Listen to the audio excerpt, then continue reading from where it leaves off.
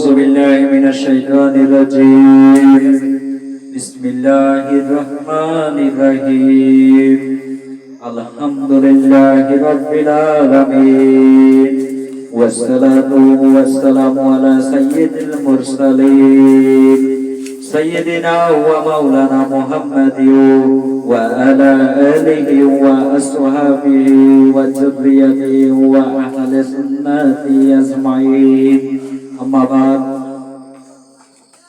সম্মানিত মোহতারাম সভাপতি, সম্মানিত উলামায়ে কেরাম, পীর মাশায়েখ, হাফেজ কারি, প্রিয় মুসল্লিবৃন্দ এবং উপস্থিত ইসলামীয় ভাই ও বোনেরা, আসসালামু আলাইকুম ওয়া রাহমাতুল্লাহি ওয়া বারাকাতুহু।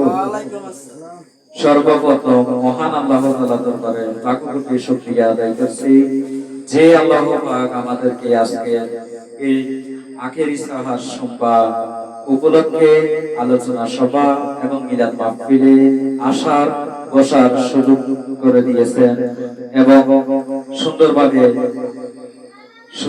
সালামতে সুস্থভাবে এসে আপনাদের সামনে কিছু গুরুত্বপূর্ণ আলোচনা করার চেষ্টা করব এবং কিছু কথা বলার চেষ্টা করব। সকলে কষ্ট করে মনোযোগ দিয়ে শুনবেন এবং এরপর দরুদ ও সালাম পেশ করছি বিশ্ব মানবতার প্রতিদূত রাহমাতুল লিল আলামিন আমাদের প্রিয় নবী হযরত মুহাম্মদ মুস্তাফা সাল্লাল্লাহু আলাইহি ওয়াসাল্লামের প্রতি, তার পবিত্র আহলে বাইত সম্মানিত সাহাবায়ে কিরাম রাদিয়াল্লাহু তাআলা আনহু এবং কিয়ামত পর্যন্ত তাদের অনুসারীদের প্রতি মহান আল্লাহর দরবারে লাখো কোটি শুকরিয়া। আলহামদুলিল্লাহ,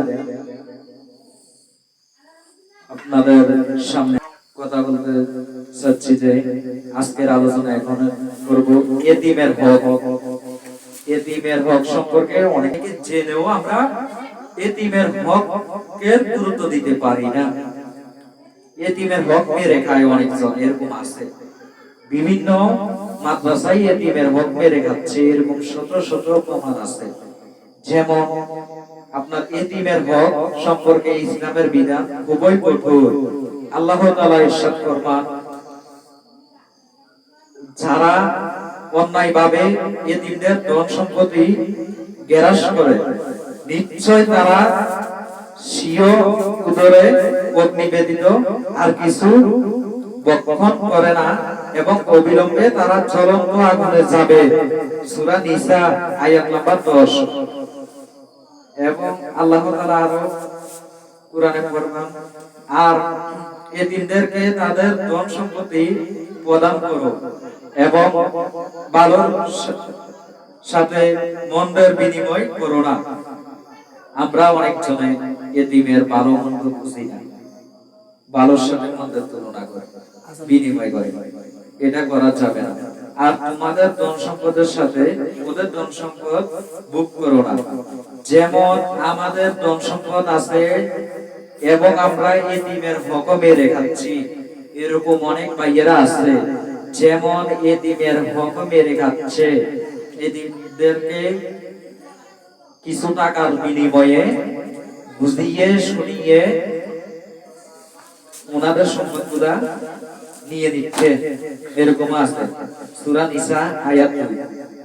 যে সকল তাত্ত্বিক লোক নিরাশ হয় এতিম বালক বালিকাদের, এতিম বালক বালিকাদের অবজ্ঞা, উপহাস, অত্যাচার, অবিচার, অন্যায়চার কিংবা অসভ্য ব্যবহার করে আল্লাহ তাআলা তাদেরকে লক্ষ্য করে বলেন,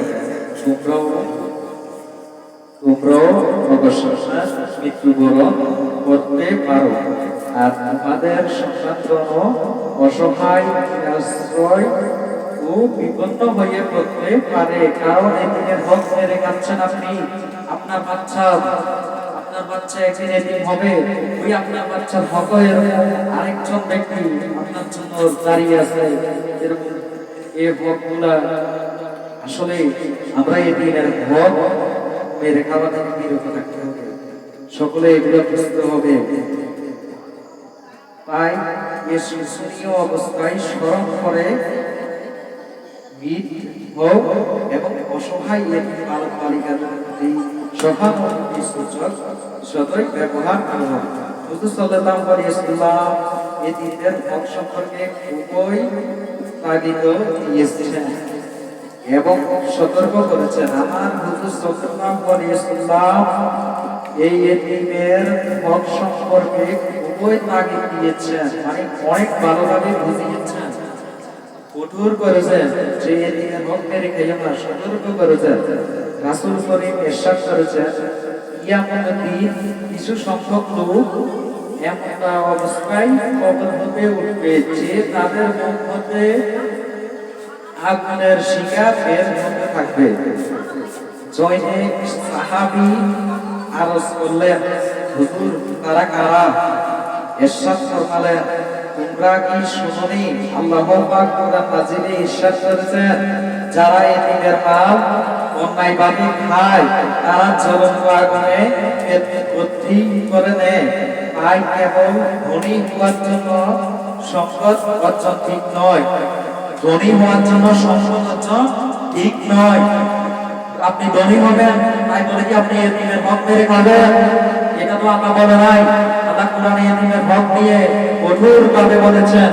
সূরা নিসা আয়াত 2 এবং 10 নম্বর আয়াত আপনারা ভালো করে দেখবেন, দেখে তারপর এগুলো একটু আমল করার চেষ্টা করবেন। আল্লাহ কোরআনে কি বলেছে এতিমের হক সম্পর্কে? এতিমের হক সম্পর্কে যদি না বুঝেন, এতিমের হক মেরে খাচ্ছেন, এ আপনার টাকা পয়সা কয়দিন থাকবে? কয়দিন? এ টাকার ভাগ আপনারা একদিন মরতে হবে। আমরা সকলেই মরণশীল, একদিন সকলেই মরতে হবে। তো ভাইয়েরা আসুন আমরা সকলে হালাল উপার্জন করি, হালাল পথে চলি। এই এলাকা এ পাটনার অধিবাসী সকলে হালাল ইনকাম করুন। আসুন আমরা সকলে হালাল পথে চলি এবং যারা এতিম বাচ্চা আছে সকলকে আগিয়ে রাখি, স্নেহ দিই, আদর করি এবং বুঝাই, ভালো করি আমরা। আর আপনারা ওই এতিমের বাচ্চাকে বলেন, ইরে মানে যখন একটা ছেলের বাপ মারা যায়, মা মারা যায়, তখন ওর অনেক কষ্ট থাকে। তখন আপনারা ওই ছেলেকে দেখলে অবহেলা করেন কেন? আপনার কাছে টাকা আছে, আপনার টাকা পয়সা বেশি, তাই বলে আপনি এরকম করবেন, অবহেলা করবেন বাচ্চাদেরকে? এগুলা ঠিক না। আসুন আমরা সকলে একে অপরের ভাইয়ের মধ্যে চলি। মুসলমান আমরা ইসলামীয় ভাইয়েরা সুন্দরভাবে ইসলামীয় সমাজ গঠন করি। তো সকলে আশা করি বুঝেছেন আমার কথাগুলো। কথার ভিতর যদি কোনো ত্রুটি হয়ে থাকে দয়া করে ক্ষমা দৃষ্টিতে দেখবেন, আমাকে ক্ষমা করবেন। ওমা তৌফিক ইল্লা বিল্লাহ। আসসালামু আলাইকুম ওয়া রাহমাতুল্লাহি ওয়া বারাকাতুহু।